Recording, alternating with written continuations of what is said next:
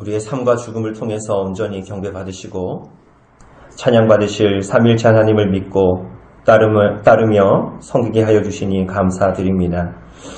오직 하나님 한 분만이 모든 진리와 거룩함과 의의 근원이심을 알게 하여 주셔서 하나님 아버지께 모든 것을 의지하고 바라며 살게 하는 법을 배우게 하시니 감사드립니다. 또한 우리의 영혼 깊은 곳에서부터 하나님을 향해 감사하는 법을 가르쳐 주시고 우리 입에 주를 향한 찬양을 넣어 주시니 감사드립니다. 하나님의 놀라우신 은혜와 말할 수 없는 영광을 베풀어 주신 그리스도의 말씀을 통해서만 우리 자신의 비참함과 우리의 어리석음과 인생의 헛됨과 수치를 온전히 깨닫게 됨을 우리가 알고 기쁨으로 받을 수 있도록 도와주시옵소서. 죄악의 노예 생활을 하는 처참한 현실을 우리로 하여금 깨닫게 하여 주시고 우리 자신을 혐오하고 하나님만을 간절히 갈망하는 가난하고 연약한 심령을 우리에게 허락해 주시옵소서. 우리 자신이 항상 죄에 사로잡히기 쉬움을 알게 하시고 우리에게 있는 아무리 지고지순한 것이라고 해도 그것으로 하나님을 기쁘시게 할 수 없음을 기억하게 하여 주시옵소서. 하나님께서 그리스도 안에서 베풀어 주신 것 외에는 불같은 열심일지라도 자기 만족에 지나지 않고 오히려 하나님을 욕되게 하며 열심히 하나님을 대적한다는 것을 기억하게 하여 주시옵소서. 주님, 우리로 하여금 우리 자신을 혐오하고 부정하는 법을 주의 말씀을 통해 배우게 하시고 성령께서 그리스도의 말씀으로 인도하시고 조명하시는 바를 의지하게 하여 주시옵소서. 이 시간 주께서 주의 몸된 교회에 허락하신 교회의 목사를 통해 주의 말씀을 선포하실 때 선포하는 자나 듣는 자나 성령께서 온전히 붙들어 주시기를 원합니다. 진리의 말씀 안에서 우리 자신을 규명하고 발견하고 오직 그리스도만을 의지하는 법을 배우게 하여 주시옵소서. 말씀을 통해 세상을 욕망하는 것을 계속해서 포기하게 하시고 그리스도 없는 인생은 끊임없이 흔들리는 인생이며 벌거벗은 것 같으며 굶주렸으며 유리하는 인생임을 알게 하여 주시옵소서. 하나님 아버지, 여러 가지 사정으로 인해서 함께 드릴 예배에 참석하지 못한 성도들이 있습니다. 하나님께서 그들이 있는 곳에서 말씀으로 그들의 삶을 붙들어 주시고 인도하여 주시고 그래서 우리와 동일한 은혜를 베풀어 주시기를 원합니다. 우리 가운데 큰 낙심과 시험 가운데 있는 성도들이 있다면 그들의 믿음을 붙들어 주시고 믿음의 연단을 받아 이겨낼 수 있도록 하여 주시옵소서. 하나님, 그리스도의 교회된 우리가 그리스도의 몸으로서 연합하여 있음을 늘 기억하게 하여 주시고 그리스도의 지체된 성도 안에 서로의 삶을 서로가 말씀 안에서 서로 붙들고 있음을 실체적으로 깨닫는 은혜를 우리에게 허락하여 주시옵소서. 또한 성도 각자의 교회적 은사를 사용하여서 서로를 섬길 수 있도록 인도하여 주시고 그렇게 함으로 우리 안에 성도의 교제가 풍성하게 하여 주시옵소서.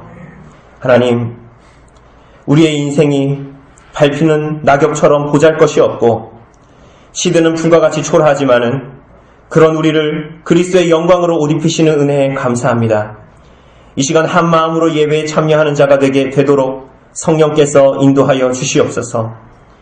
우리를 죄에서 구속하신 예수 그리스도의 이름으로 기도드렸습니다. 이 시간 우리 하나님 말씀 봅시다. 우리 하나님 말씀은 누가복음 2장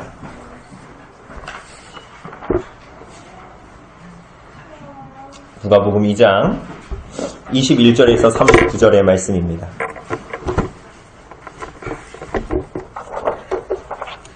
제가 가진 성경으로 신약 성경 90쪽에 있는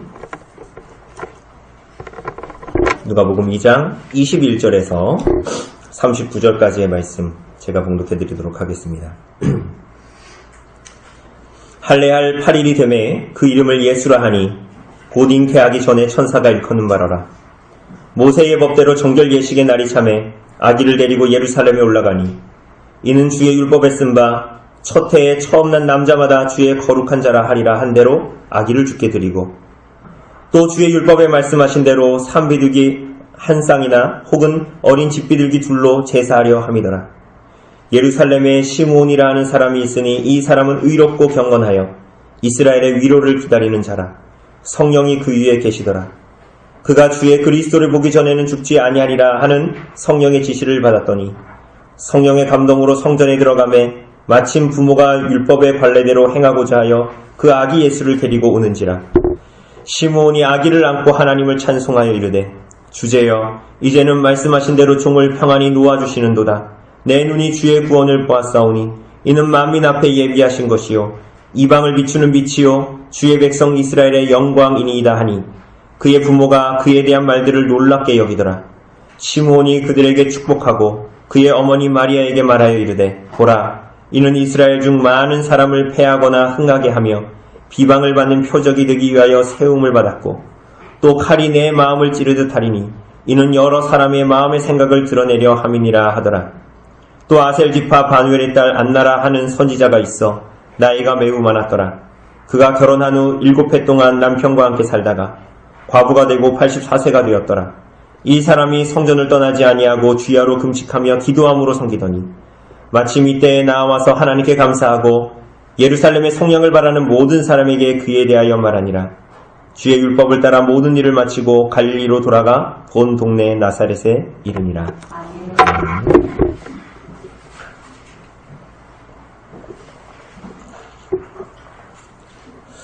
오늘 우리 사랑하는 여러분, 지난주에 우리가 누가복음 2장 이 초반부의 말씀을 통해서 예수의 오심과 우리의 소명이라는 제목으로 우리가 함께 말씀을 받습니다. 오늘은 그 두 번째 시간으로 이 말씀을 받기를 바랍니다. 예수님의 오심은 그저 모두에게 즐겁고 기쁜 날이 아닙니다. 오늘 모든 사람들이 우리 또한 이 즐거운 시간을 기쁜 시간을 보냈지만 모든 사람들이 성탄에 기쁘고 즐거운 시간을 보냈겠지만 뭐 가보지 않아도 그죠? 우리가 뭐 24일 25일 밖에 나가보지 않아도 사람들이 어떻게 지내는지 다 알고 기쁘고 즐거운 시간을 그렇게 사람들이 보냈겠지만 정작 사실은 그날은 그저 기쁘고 즐거운 이 사람들은 사실은 예수의 오심의 의미를 참으로 모르는 사람들입니다. 모두가 기쁘고 즐거운 시간을 보내는 시간에 홀로 외롭고 쓸쓸히 있는 자들을 위해서 오히려 예수께서 오셨습니다. 왜냐하면 오늘 우리가 보겠지만 이 세상의 모든 것을 만끽하며 누리기에 바쁜 사람들은 그들을 위해서 예수가 오신 것이 아니기 때문입니다. 예수님은 스스로 배부르며 스스로 건강하며 스스로 만족하다고 여기는 사람들을 위해서 오신 것이 아니었습니다. 예수님은 진정으로 그들의 심령이 가난한 자들, 병자들, 죄인들을 위해서 이 땅에 오신 것이죠. 오늘 우리가 읽은 본문 35절이 말하는 대로 그래서 그분의 오심은 오늘도 여러 사람의 마음의 생각을 드러내려 함이라 라는 목적을 오늘도 이루시고 있는 것입니다.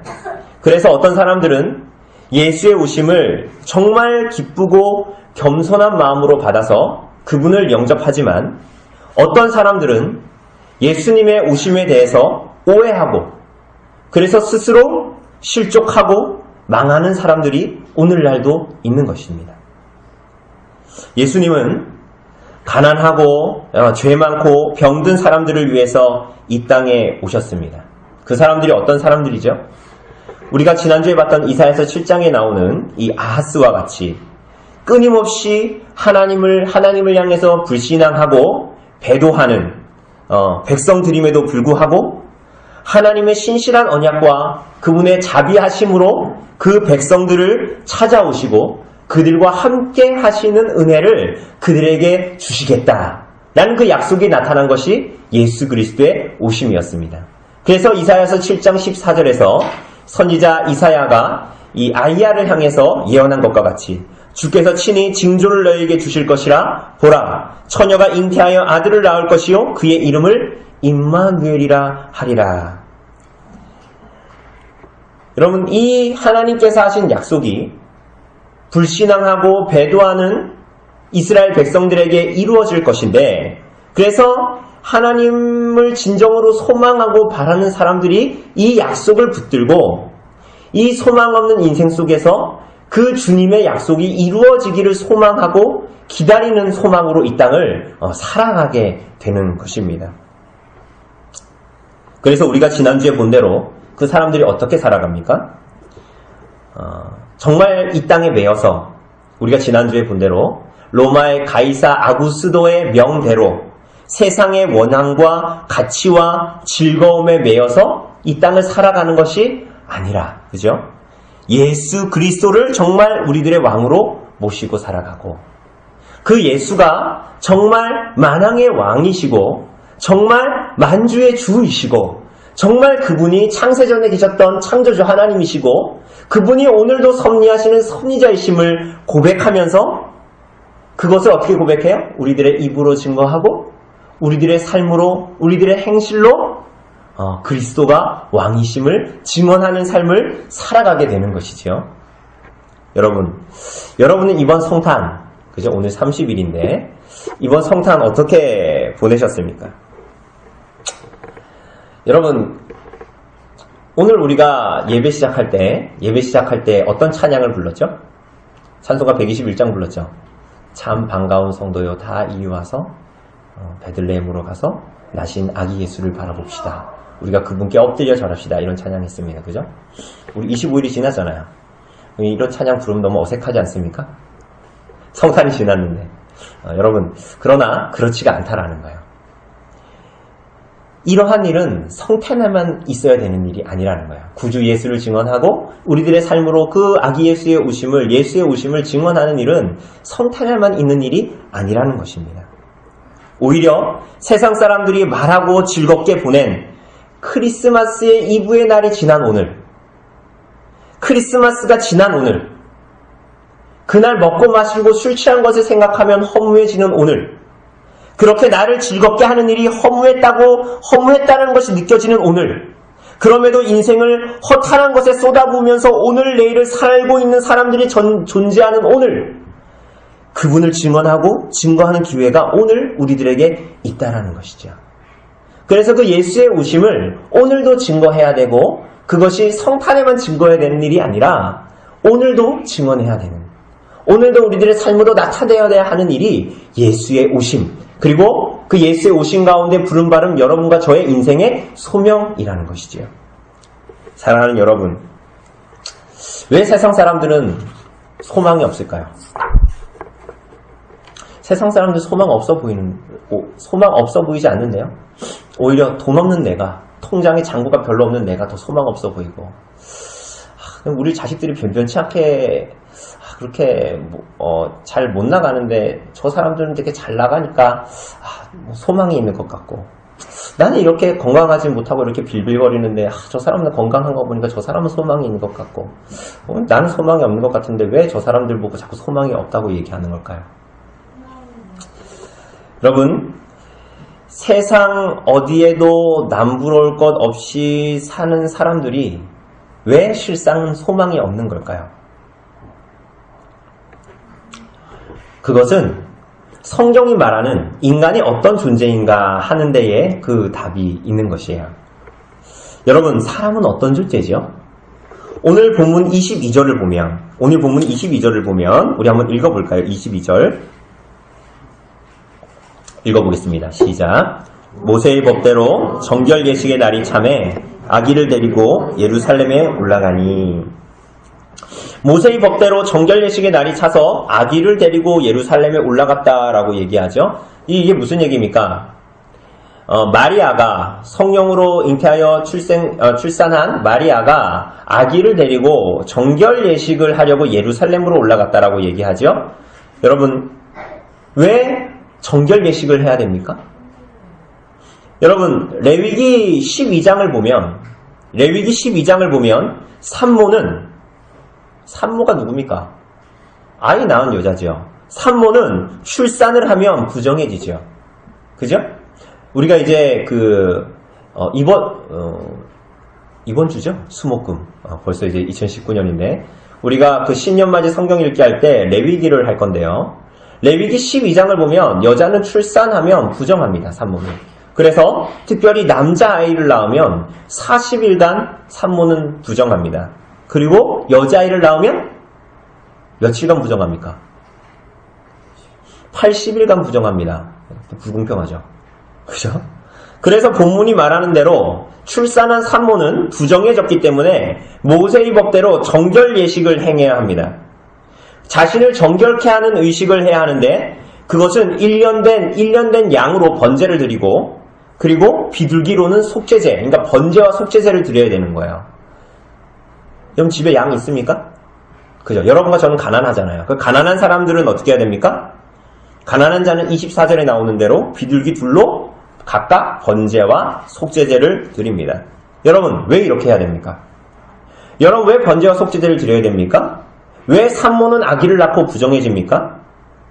우리 얼마 전에 종민 형제 우리 온유가 태어났는데 여러분 이렇게 티 하나 없는 아이가 세상에 태어났고 그렇게 귀엽고 이쁜 아이가 세상에 태어났는데 여러분 그 아이가 태어난 것보다 더 경사스럽고 복된 날이 어디에 있습니까? 그런데 그 아이가 태어났는데 산모가 왜 하나님 앞에 부정해지죠? 왜 부정한 자가 됩니까? 그것은 우리 눈에 순결하고 때묻지 않은 일로 보여도 실상은 이런 것들이 죄와 더러움에 깊이 오염되어 있다는 것을 말하기 때문입니다. 여러분 다윗의 시편 중에 시편 51편 5절을 보면 다윗이 이렇게 고백하지요. 내가 죄악 중에서 출생하였으며 어머니가 죄 중에서 나를 잉태하였나이다 라고 고백합니다. 여러분 다윗이 뭐라고 얘기하는 것입니까? 여러분 그의 출생 자체가 죄악되고 죄악 중에 내가 출생이 됐고 어머니 또한 죄 중에 자신을 잉태하였다라고 말합니다. 그러니까 우리 눈에 보기에 티 없이 아주 맑은 귀여운 아기가 있음에도 불구하고 그런 맑고 갓난 아기라 할지라도 분명히 그 아기는 끊어버려야 하고 벗어버려야 할 무엇인가를 지닌 존재라는 거예요. 여러분 그게 뭡니까? 죄입니다. 사랑하는 여러분, 사람은 그것을 스스로 헤쳐나올 수가 없는 존재입니다. 여러분은 여러분 스스로에게 있는 끊어버리고 벗어버려야 할 무엇인가를 가지고 있을 거예요. 그 죄가 무엇이든지 그런데 여러분은 절대로 여러분 자신의 힘으로 그것을 끊고 나올 수가 없어요. 사실은 여러분과 제가 지금까지 인생을 살면서 많이 경험해 보셨을 것입니다. 여러분의 힘으로는 끊어버릴 수도 없고 그것들과 결별할 수가 없습니다. 오히려 그것을 힘써서 끊어버리려고 할수록 여러분의 마음과 여러분의 생각과 여러분의 그 생각의 중심에 불쑥불쑥 그 죄들이 찾아와서 따리를 틀지요. 그리고 때로는 우리들은 그 죄된 생각들을 받아들이고 그것이 우리 안에서 더 커지고 번성해 가는 것을 막을 수가 없습니다. 많은 경우에. 여러분, 그렇게 여러분과 저는 타고난 죄인들입니다. 칼빈이 말하는 대로 우리는 타고난 우상 전문가들이에요. 그래서 여러분과 저는 그렇게 떵떵거리면서 자랑하면서 자기가 무언가를 할 것처럼 얘기하고 살아가지만 사실은 자기에 일어나는 죄도 제어할 수 없는 무능력한 죄인들이 바로 여러분과 저입니다. 태어날 때부터. 그래서 여러분 한 인간의 출생은 아이를 낳은 산모 편에서도 죄와 깊은 연관을 가지고 있습니다. 여러분 그렇지 않았다면 출산한 산모가 오늘 예수님을 낳은 마리아가 굳이 정결 예식의 날을 기다려서 40일을 기다려서 이 번제와 속죄제를 굳이 정결 예식을 할 필요가 없는 것이죠. 여러분 산모가 부정해지는 기간 남자아이를 낳으면 며칠이라고요? 40일이라고요. 그런데 이 기간은 출산 후에 산열이 있는 기간과 연관이 있습니다. 우리가 알다시피 피는 성경이 말하는 대로 피는 생명과 관련이 있는데 출혈은 그야말로 생명의 위협을 의미하는 것입니다. 여러분 피나 본 적 있으세요? 피나 본 적? 많으시죠? 아시다시피 저희 어머니도 얼마 전에 이 기관지 확장 때문에 피가 나와서 이 병원에 다녀오셨는데 여러분 피가 이렇게 나는 거하고 우리 안에 출혈이 나는 거하고 피를 울컥해서 피가 이렇게 눈에 보이는 거하고는 굉장히 그 무서움의 강도가 다르죠. 여러분 이 출혈은 그야말로 그 생명의 위협을 그대로 나타냅니다. 여러분 제가 얼마 전에 TV 보다가 김국종 교수라는 사람 있잖아요. 그 왜 헬기 타고 다니고 그 사람 있잖아요. 그분이 김국종 교수가 나와서 하는 얘기를 들었는데 사람이 죽는 게 정말 별거 아니라 그러더라고요. 그 사람 하도 그런 걸 많이 보니까 종이컵으로 이런 컵으로 이 피를 12번만 퍼내면 사람이 죽는데요. 그러니까 사람이 아주 별거 아닌 정말 사람 죽는 거 쉽다 이렇게 이제 말하더라고요. 여러분 피는 정말 생명과 관련이 있고 출혈은 피가 흐르는 것은 그야말로 생명의 위협을 눈앞에서 느끼게 하는 것입니다. 산모가 출산할 때 다량의 출혈을 하지요. 그렇게 죽음의 고통을 직면하는 것, 생명의 위협을 경험하게 되는 것. 그죠? 여러분 이것은 다 무엇과 관계가 있을까요? 여자가 범한 죄와 깊은 관계가 있습니다. 자신이 범죄할 뿐만 아니라 남자를 깨어 함께 범죄하여 죽게 한 하와에게 출산의 고통을 심하게 더하신 것. 여러분 우리는 이것을 성경을 통해서 알 수가 있습니다. 우리가 알다시피 창세기 3장 16절을 보면 여자에게 하나님께서 이렇게 말씀하시죠. 이 타락한 후입니다. 내가 내게 임신하는 고통을 크게 더하리니 내가 수고하고 자식을 낳을 것이며 라고 말씀하십니다. 범죄의 결과 하나님께서는 여자에게 뭘 주셨다고요? 출산의 고통을 극심하게 더하셨습니다. 또 뭐를 더하셨다고요? 수십 일에 걸쳐서 출혈을 하게 하셨습니다.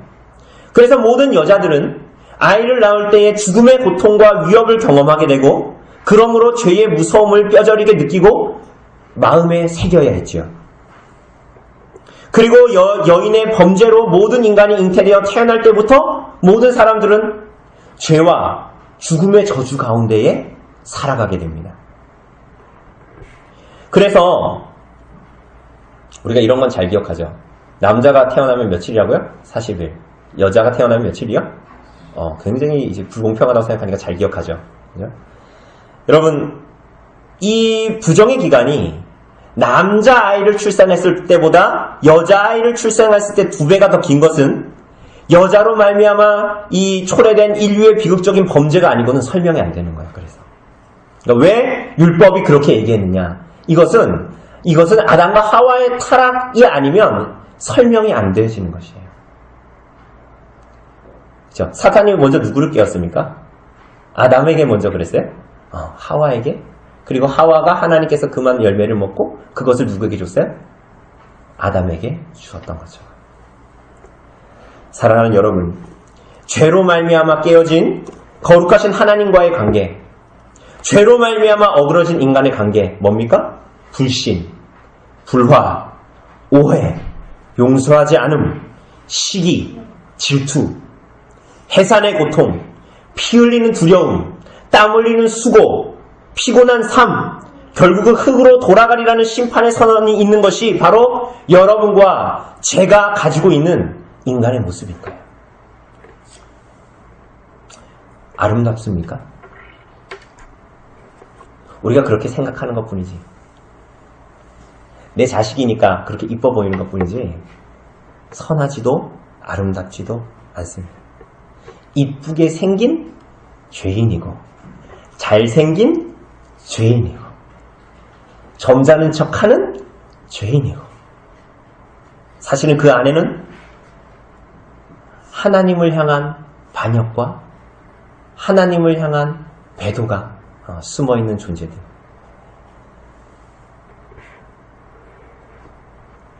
그것이 바로 여러분과 이 땅에 사는 모든 인간의 모습들입니다. 소망이 있습니까? 여러분, 여러분과 제게 소망이 있습니까? 여러분 지금까지 인생을 수십 년 살아오면서 여러분의 인생을 되돌아보면 여러분 자신의 삶에서 구원의 여망을 찾을 수가 있습니까? 있더랬습니까? 여러분이 지금까지 무수한 공부를 하면서 TV에서 나오는 수많은 인생사와 역사를 보면서 그리고 지금까지 많은 공부한 것들을 다 종합해보면 여러분 이 땅의 인생에게 구원의 여망이 있었습니까?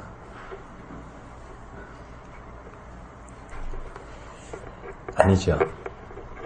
오늘 사랑하는 여러분, 이렇게 구원의 여망이 없는 여러분과 저에게 구원의 소망을 주십니다. 하나님은 그 구원의 씨를 우리를 위해서 준비하셨는데요. 하나님께서 이 구원의 소망을 주셨는데 놀랍게도 그 구원의 소망을 범죄한 여자에게 주십니다. 이게 하나님의 역설이에요. 그 죄를 지은 여자에게 오히려 구원의 소망을 주십니다. 여자가 출산하고 나면 일정 기간이 지나면 결례를 행하죠. 그죠? 그 정결례를 행하면 여자는 어떻게 됩니까? 다시 정결함을 찾죠. 그러니까 이건 뭘 얘기하는 거예요? 여자의 출산은 산모에게 죄로 말미암는 저주와 고통을 의미하지만 그것을 뛰어넘는 것이 있다라는 거예요. 창세기 3장 15절을 보면 이렇게 말씀하시죠. 하나님께서 내가 너로, 이게 뱀에게 하는 말씀입니다. 내가 너로 여자와 원수가 되게 하고 네 후손도 여자의 후손과 원수가 되게 하리니 여자의 후손은 네 머리를 상하게 할 것이요 너는 그의 발꿈치를 상하게 할 것이니라. 이게 무슨 말입니까?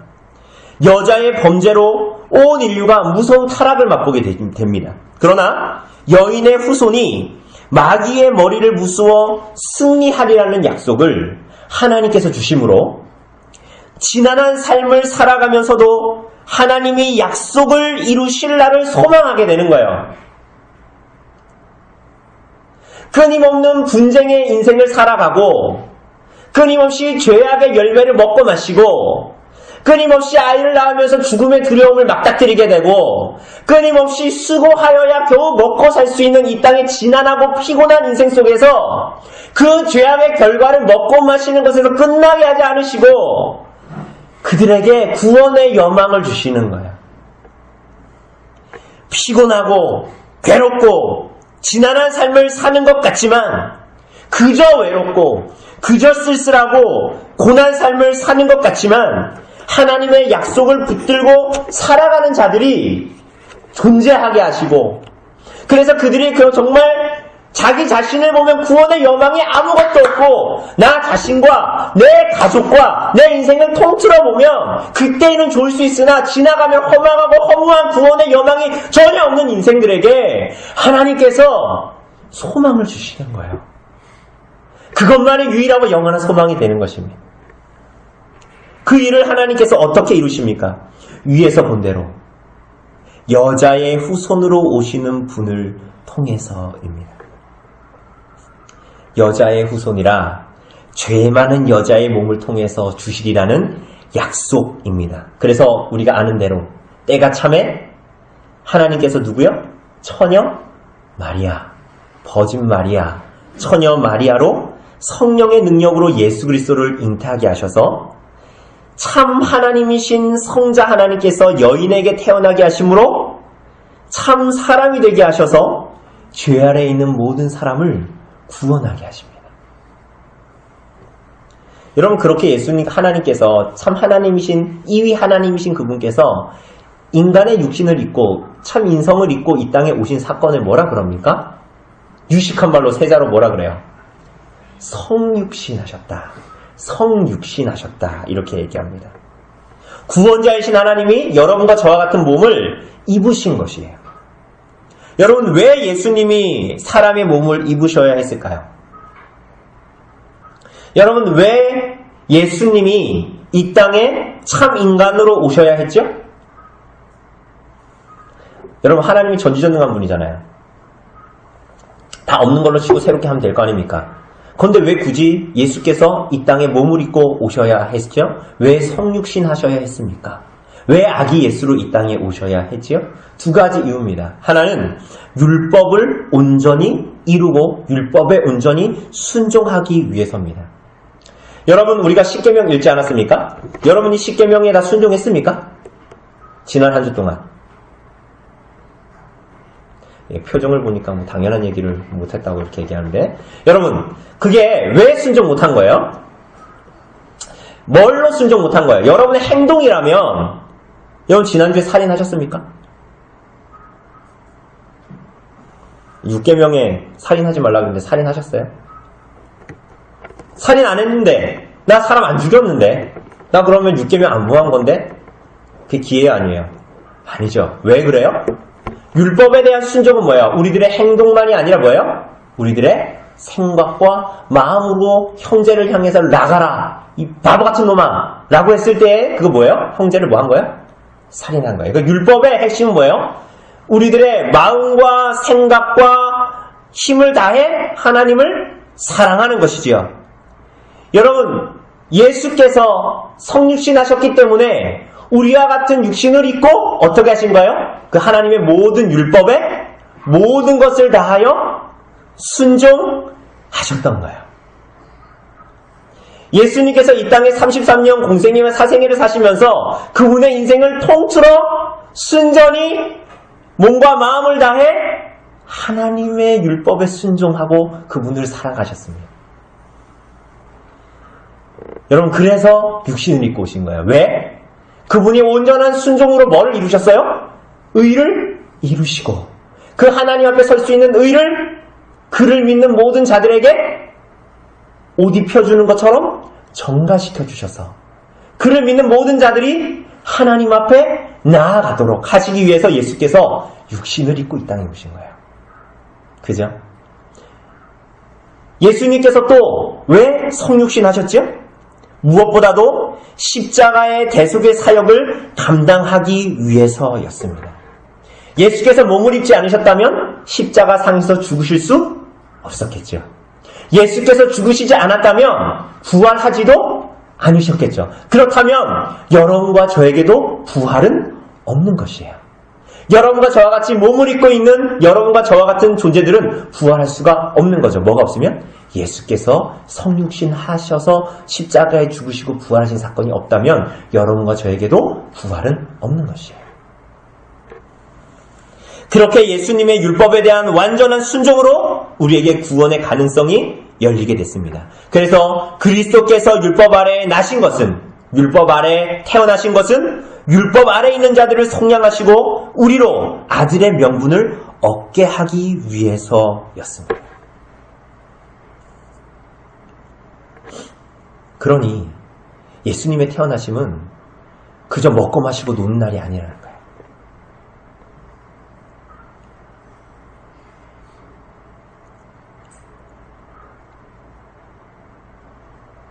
예수님께서 율법에 순종하셨습니까? 여러분, 정말 그렇습니다. 21절을 보십시오.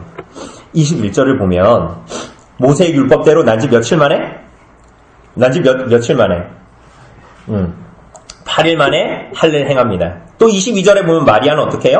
모세의 법대로 정결 예식을 행하고, 23절을 보면 주의 율법에 쓴 바대로 첫 아이를 주께 드리고요. 24절을 보면 뭐예요? 주의 율법에 말씀하신 대로 정결례를 드립니다. 그리고 39절을 보면, 중간에도 나오지만 39절을 보면 어때요?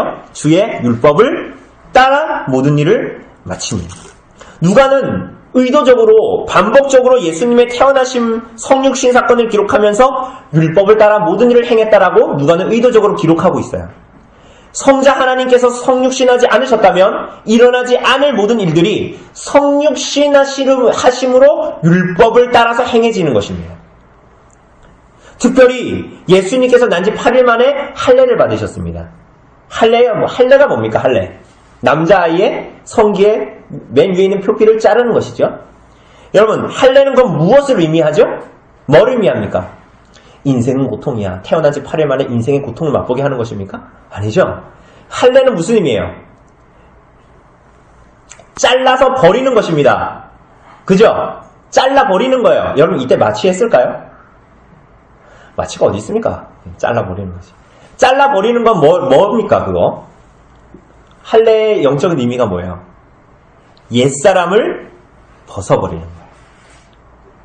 옛사람을 벗어버리는 거예요. 그러니까 여러분, 아까도 말씀드렸다시피 갓난 아기라도 벗어버리고 끊어버려야 할 죄를 가진 존재라는 거예요. 그래서 옛사람을 벗고 새 사람을 입는 것, 근본적인 영적인 변화를 뜻하는 것이 바로 할례입니다. 할례. 자, 그런데 예수님이 할례를 받으셨어요. 여러분, 예수님이 할례를 받으셨다고요? 이거 이상하지 않아요? 뭐가 이상합니까? 여러분과 제가 태어나서 할례를 받았다라면 맞죠? 왜? 여러분과 쟤는 어머니의 모태로부터 죄를 가지고 태어난 존재들이기 때문에. 그런데 지금 누가 할례를 받으셨다고요? 예수님이. 여러분, 그럼 예수님이 육신을 입고 태어나셨기 때문에 죄가 있는 겁니까? 우리 몸이 이 몸을 입고 왔다고 해서 죄가 있는 것이에요? 예수님은 어떻게 잉태되셨어요? 성령으로 잉태하여 출생하셨죠. 이건 뭘 얘기합니까? 죄인으로 태어나신 것이 아니에요. 제2의 아담으로 하나님 앞에 죄와 상관없이 정결한 존재로 태어나셨습니다. 그런데 왜 예수님이 할례를 받으셔야 했죠? 왜 할례를 받으셔야 했죠? 자신의 죄를 끊어버림이 아니라 죄 많은 이스라엘 백성들의 죄를 대신 지시고 그 죄를 멸하실 분이라는 것을 말하는 것이 예수님의 할례의 의미예요. 우리가 이전에 본 대로 예수님은 세례 요한이 주는 세례를 받으셨습니다. 여러분, 그 세례의 의미가 뭐였습니까? 세례 요한이 주는 세례의 이름이 뭐였어요? 회개와 제3의 세례였습니다. 회개의 세례였어요. 그런데 예수님이 이 세례를 받으셨어요? 안 받으셨어요? 받으셨지요. 여러분, 예수님이 씻어버려야 할 죄가 있어서 요 세례 요한이 주는 세례를 받으셨어요? 아니죠. 왜 세례를 받으셨어요? 회개할 죄가 있어서가 아니라 죄된 이스라엘을 대신하여 죽으시고 다시 사실 것을 보이시기 위해서 세례 받으신 것이에요. 여러분, 또한 이 할례는 어떤 의미를 가지고 있죠? 아브라함의 후손들은 전부 다 할례를 받아야 했습니다. 그죠? 할례를 받는다라는 건 뭐예요?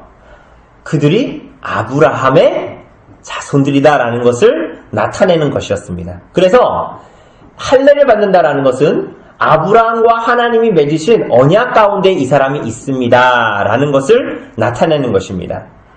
그래서 하나님께서 아브라함에게 창세기 12장 7절을 보면 내가 이 땅을 네 자손에게 주리라 라고 말씀하시죠.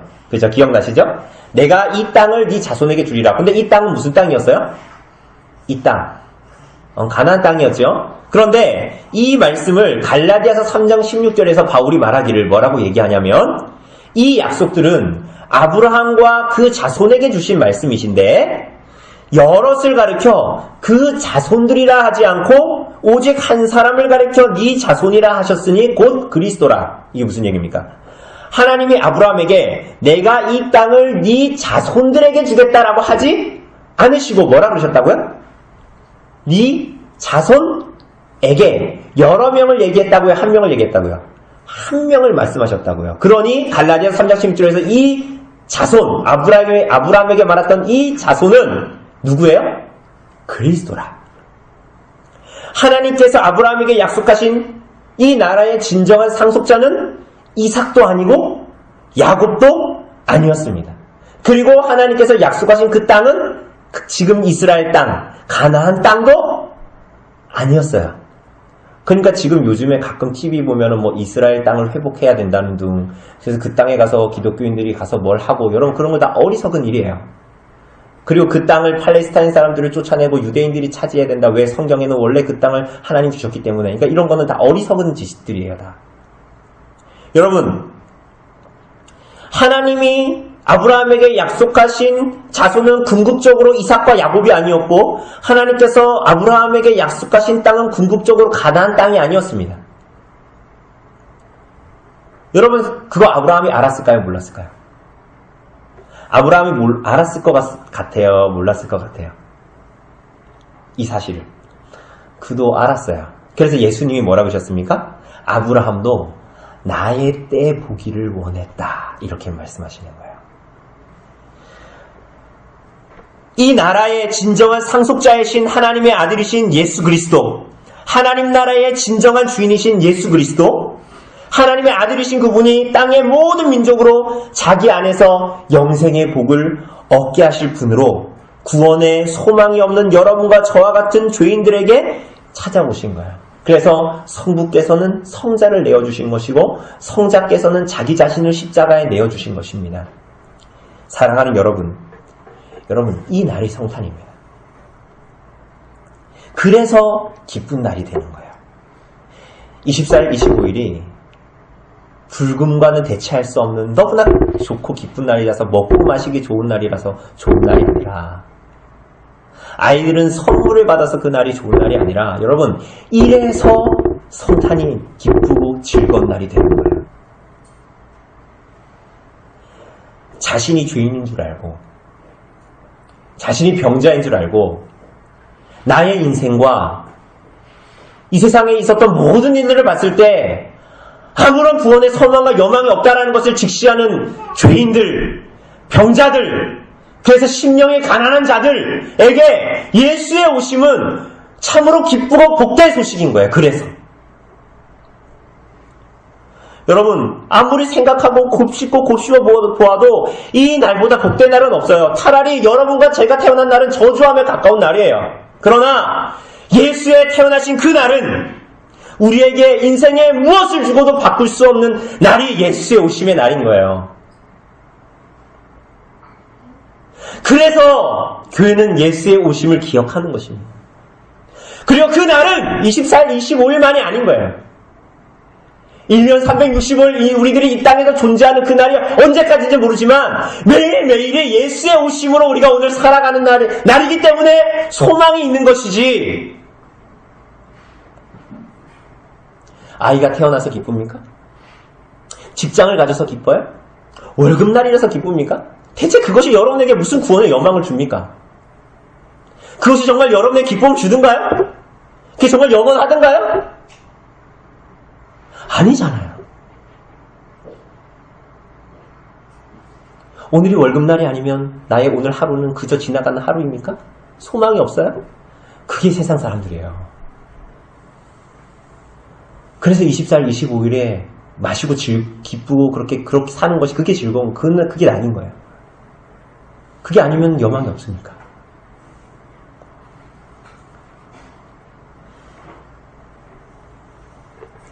사랑하는 여러분, 예수의 오심을 알게 됐을 때 우리는 이 사실을 대면하게 됩니다. 그래서 우리들의 마음에는 뭐가 일어나요? 하나님을 향한 감사의 마음이 일어납니다. 그리고 이웃을 향해서는 어떤 마음이 일어나요? 이웃을 향해서는 긍휼의 마음이 일어나는 거예요. 그러니까 크리스마스다. 크리스마스니까 열심히 이웃을 뭔가 도와야지. 그럼 그게 아니라 예수의 오심의 의미를 알아야 정말 이웃을 향한 긍휼의 마음이 자동적으로 생겨야 되는 거예요. 여러분은 2018년을 보내는 오늘 마지막 주일에 어떻게 주님을 맞이하고 있습니까? 여러분은 오늘 2019년을 어떻게 맞이하길 원하십니까? 여러분의 소망과 원함의 궁극적인 목적이 어디에 있지요? 여러분은 여전히 예수님에게 속해 있지 않은 이 땅에 속한 것들에 대한 발행과 그걸 요즘 사람들은 버킷리스트를 정해놓고 그것을 쫓아 달려갈 생각으로 오늘을 보내고 있진 않습니까? 지나간 2018년을 생각해보면 내가 그게 2018년이 불만족스러운 것이 다시는 돌아오지 않을 영원으로 남을 이 2018년의 시간들을 주님을 더 사랑하지 못하고 주님의 말씀을 더 가까이 하지 못하고 그래서 주님의 나라를 위해서 나를 더 하나님께 드리지 못한 안타까움 때문에 2018년이 불만족스러운 것이 아니라 여전히 내 삶에 2018년에 내가 버킷리스트로 정해놓고 하려고 했던 그것이 내 삶에 채워지지 않았기 때문에 가이사 아구스토가 명령하는 인생에서 채워져야 하는 몇 가지 조건들을 여전히 채우지 못했기 때문에 불만족스러운 마음으로 2018년을 보내고 있진 않아요? 혹은 세상 사람들도 말하는 몇 가지의 요인들이 채워져서 2018년은 성공했다. 2018년에 결혼도 하고 아이도 갖고 월급도 얼마 올랐다. 그것 때문에 여러분들 행복해하고 만족스러워하고 있습니까? 여러분, 아닙니다. 그 어리석음에서 벗어나야 합니다. 영원으로 존재할 그 시간들, 여러분 2018년이 지나갔지만 이 시간은 영원으로 우리에게 존재할 것입니다.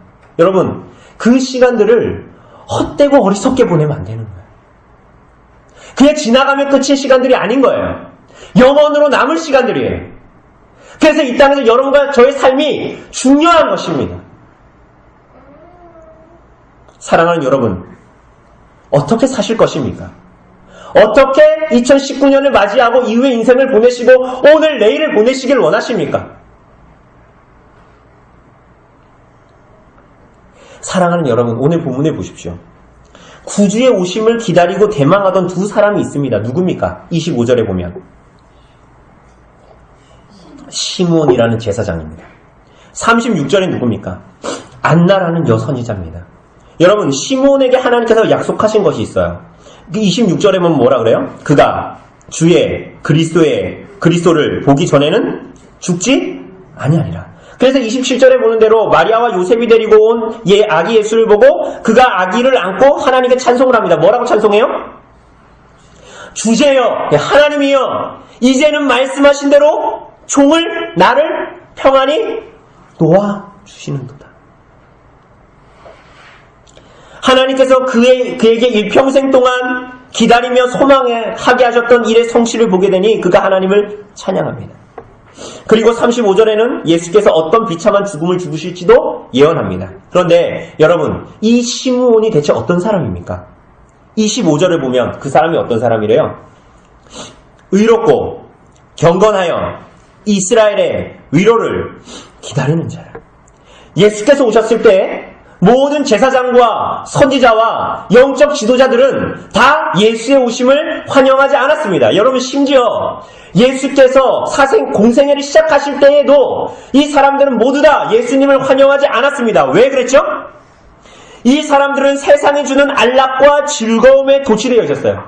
여러분, 이 사람들은 성경을 가지고 있었지만 성경에서 예언된 메시아가 자기들에게 주어야 할 것은 뭐라고 생각했어요? 세상도 원하는 평안함, 영광, 안락함, 그게 메시아가 줘야 한다고 생각했어요. 이 사람들은 그 세상이 주는 안락과 즐거움에 도취되어 있었고 세상 살기에 너무 고되고 혹은 너무 바빠서 그들의 영원한 삶과 죽음을 좌지우지할 예수 그리스도의 오심을 목도하고 환영하지 못했어요. 35절에서 말하는 바 그들의 마음의 생각과 그들의 내적 실상과 본질을 드러내어 결국은 예수를 십자가에 달아 죽게 했습니다. 여러분, 이게 무슨 시대입니까? 어두운 시대예요. 하나님을 찾지도 우리가 호세아서에서 말한 것처럼 그 며느리도 그 딸들도 하나님이 아닌 다른 것들, 하나님이 주신 것들을 먹고 마시면서 하나님을 향해서 끊임없이 불신앙하면서 살아가는 세대. 여러분, 시므온이 살던 시대였어요. 오늘 여러분과 제가 사는 시대이기도 합니다. 그런데 이 시대에 하나님께서 누구를 남겨주셨어요? 시므온이라는 사람을 남겨주셨어요. 주위에서 쉽게 얘기해서 교회 다니는 모든 사람들이, 내 주위에 있는 사람들이 보여주는 세상을 살아가는 불신앙, 하나님을 믿는다고 성도로 집사라고 얘기하면서도 끊임없이 하나님 믿는 것을 찾아볼 수 없는 그들의 삶 가운데에 더져져 있음에도 시므온은 하나님을 향해서 미쁘게 신실하게 이 땅을 살아가길 원했던 거예요. 주변 사람들의 모든 불신앙과 패역함에도 약속을 붙들고 말씀을 붙들고 그리스도를 소망하며 흔들리지 않았어요. 본문에서 뭐라 그래요? 그래서 여전히 하나님의 위로를 소망하면서 살게 됐다, 이렇게 얘기합니다. 여러분, 오랜 시간이 걸렸어요. 이 제사장은 굉장히 나이가 많았던 것 같아요. 여러분, 이 사람이 이렇게 믿음을 견지하는 데에 여러분 좌절되는 일, 낙심되는 일 없었겠습니까? 세상 사람들이 이 바보 같은 놈아 왜 그렇게 살아라고 손가락질 하는 때가 없었을 것 같아요? 있었지요. 왜 없었겠어요? 그러나 하나님의 위로를 소망하는 사람. 사랑하는 여러분, 2018년 그분의 오심을 기뻐하고 그분의 다시 오심을 소망하는 삶을 시므온과 같이 견지하면서 살아갔습니까? 2018년을 보내면서 여러분 이 마지막 주일에 지난 1년을 돌아보면 여러분에게 여러분의 소망 무엇이었습니까? 건강함이었습니까? 걱정 없는 삶이었습니까? 자녀들의 학업 문제였습니까? 직장의 문제였어요? 여러분 그 문제들 해결됐습니까? 해결되었다면 참 감사한 일입니다. 여러분 그런데 그것이 정말 여러분에게 여러분의 삶을 충만하게 채워주고 만족시켜주는 위로와 위안이었습니까? 결혼하는 날은 기쁘죠. 그 이후에는 괴로움이죠. 아이를 낳았을 땐 기쁘죠. 그 이후에는 고통.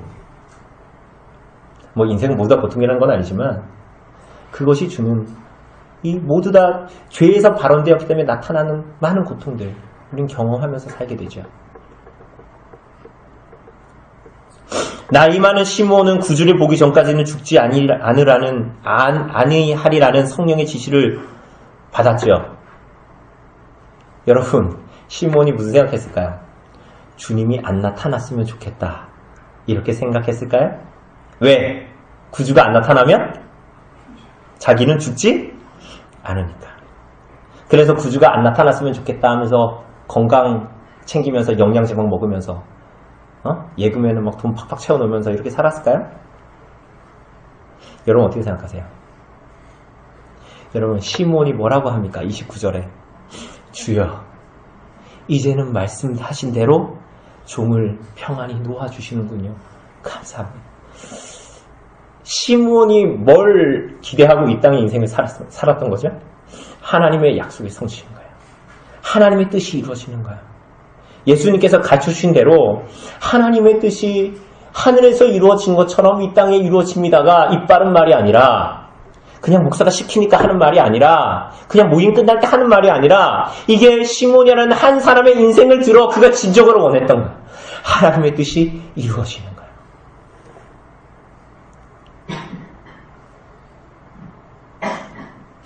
여러분 매일 아침마다 여러분의 소원이 뭡니까?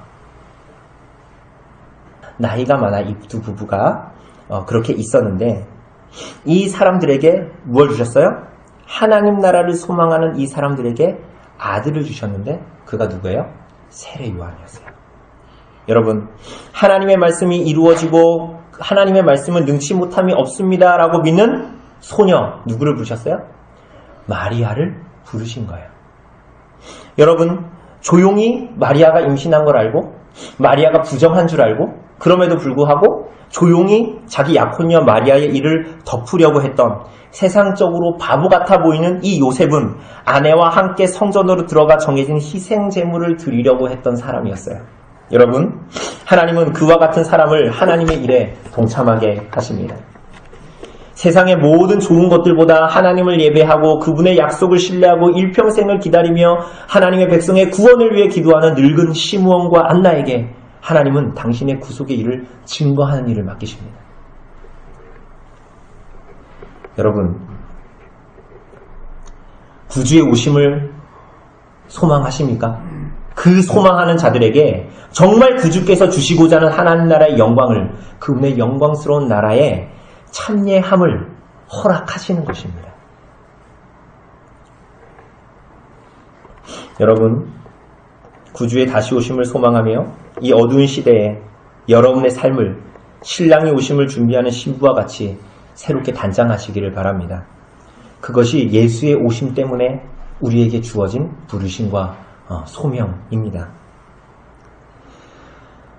구주를 진정으로 따르는 자들의 경건한 자들의 모습, 이러한 삶이 예수의 오심을 알고 그의 부르심 가운데 나아가는 우리 성도들, 그리고 우리 교회의 삶에 있게 되기를 성령께서 우리들을 그렇게 도우시기를 간절히 바랍니다. 이 시간 잠시 우리의 삶과 죽음을 통해서 온전히 경배받으시고 찬양받으실 삼위일체 하나님을 믿고 따르며 섬기게 하여 주시니 감사드립니다. 오직 하나님 한 분만이 모든 진리와 거룩함과 의의 근원이심을 알게 하여 주셔서 하나님 아버지께 모든 것을 의지하고 바라며 살게 하는 법을 배우게 하시니 감사드립니다. 또한 우리의 영혼 깊은 곳에서부터 하나님을 향해 감사하는 법을 가르쳐 주시고 우리 입에 주를 향한 찬양을 넣어 주시니 감사드립니다. 하나님의 놀라우신 은혜와 말할 수 없는 영광을 베풀어 주신 그리스도의 말씀을 통해서만 우리 자신의 비참함과 우리의 어리석음과 인생의 헛됨과 수치를 온전히 깨닫게 됨을 우리가 알고 기쁨으로 받을 수 있도록 도와주시옵소서. 죄악의 노예 생활을 하는 처참한 현실을 우리로 하여금 깨닫게 하여 주시고 우리 자신을 혐오하고 하나님만을 간절히 갈망하는 가난하고 연약한 심령을 우리에게 허락해 주시옵소서. 우리 자신이 항상 죄에 사로잡히기 쉬움을 알게 하시고 우리에게 있는 아무리 지고지순한 것이라고 해도 그것으로 하나님을 기쁘시게 할 수 없음을 기억하게 하여 주시옵소서. 하나님께서 그리스도 안에서 베풀어 주신 것 외에는 불같은 열심일지라도 자기 만족에 지나지 않고 오히려 하나님을 욕되게 하며 열심히 하나님을 대적한다는 것을 기억하게 하여 주시옵소서. 주님, 우리로 하여금 우리 자신을 혐오하고 부정하는 법을 주의 말씀을 통해 배우게 하시고 성령께서 그리스도의 말씀으로 인도하시고 조명하시는 바를 의지하게 하여 주시옵소서. 이 시간 주께서 주의 몸된 교회에 허락하신 교회의 목사를 통해 주의 말씀을 선포하실 때 선포하는 자나 듣는 자나 성령께서 온전히 붙들어 주시기를 원합니다. 진리의 말씀 안에서 우리 자신을 규명하고 발견하고 오직 그리스도만을 의지하는 법을 배우게 하여 주시옵소서. 말씀을 통해 세상을 욕망하는 것을 계속해서 포기하게 하시고 그리스도 없는 인생은 끊임없이 흔들리는 인생이며 벌거벗은 것 같으며 굶주렸으며 유리하는 인생임을 알게 하여 주시옵소서. 하나님 아버지, 여러 가지 사정으로 인해서 함께 드릴 예배에 참석하지 못한 성도들이 있습니다. 하나님께서 그들이 있는 곳에서 말씀으로 그들의 삶을 붙들어 주시고 인도하여 주시고 그래서 우리와 동일한 은혜를 베풀어 주시기를 원합니다. 우리 가운데 큰 낙심과 시험 가운데 있는 성도들이 있다면 그들의 믿음을 붙들어 주시고 믿음의 연단을 받아 이겨낼 수 있도록 하여 주시옵소서. 하나님, 그리스도의 교회된 우리가 그리스도의 몸으로서 연합하여 있음을 늘 기억하게 하여 주시고 그리스도의 지체된 성도 안에 서로의 삶을 서로가 말씀 안에서 서로 붙들고 있음을 실체적으로 깨닫는 은혜를 우리에게 허락하여 주시옵소서. 또한 성도 각자의 교회적 은사를 사용하여서 서로를 섬길 수 있도록 인도하여 주시고 그렇게 함으로 우리 안에 성도의 교제가 풍성하게 하여 주시옵소서. 하나님, 우리의 인생이 밟히는 낙엽처럼 보잘것이 없고 시드는 풀과 같이 초라하지만은 그런 우리를 그리스도의 영광으로 옷 입히시는 은혜에 감사합니다. 이 시간 한 마음으로 예배에 참여하는 자가 되도록 성령께서 인도하여 주시옵소서. 우리를 죄에서 구속하신 예수 그리스도의 이름으로 기도드렸습니다. 아멘. 이 시간 우리 하나님 말씀 봅시다. 우리 하나님 말씀은 누가복음 2장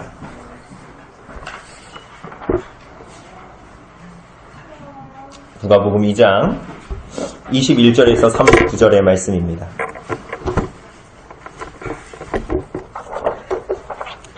제가 가진 성경으로 신약성경 90쪽에 있는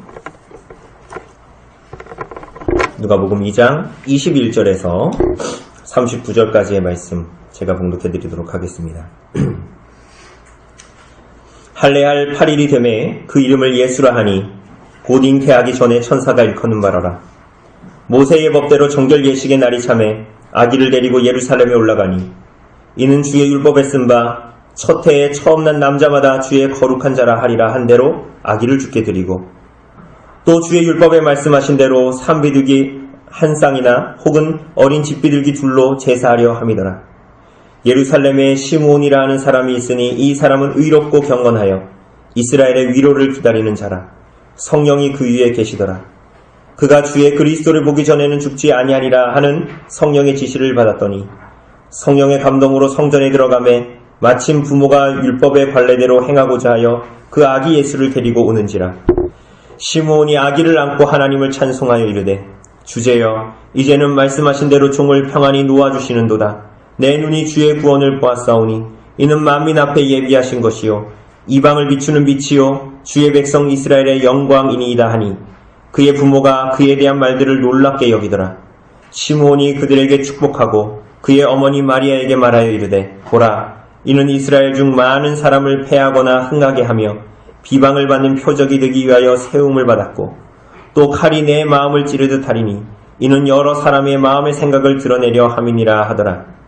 또 아셀 지파 바누엘의 딸 안나라 하는 선지자가 있어 나이가 매우 많았더라. 그가 결혼한 후 7해 동안 남편과 함께 살다가 과부가 되고 84세가 되었더라. 이 사람이 성전을 떠나지 아니하고 주야로 금식하며 기도함으로 섬기더니 마침 이때에 나와서 하나님께 감사하고 예루살렘의 성령을 바라는 모든 사람에게 그에 대하여 말하니라. 주의 율법을 따라 모든 일을 마치고 갈릴리로 돌아가 본 동네 나사렛에 이르니라.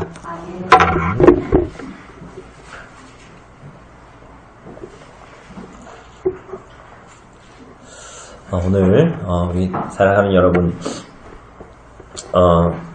지난주에 우리가 누가복음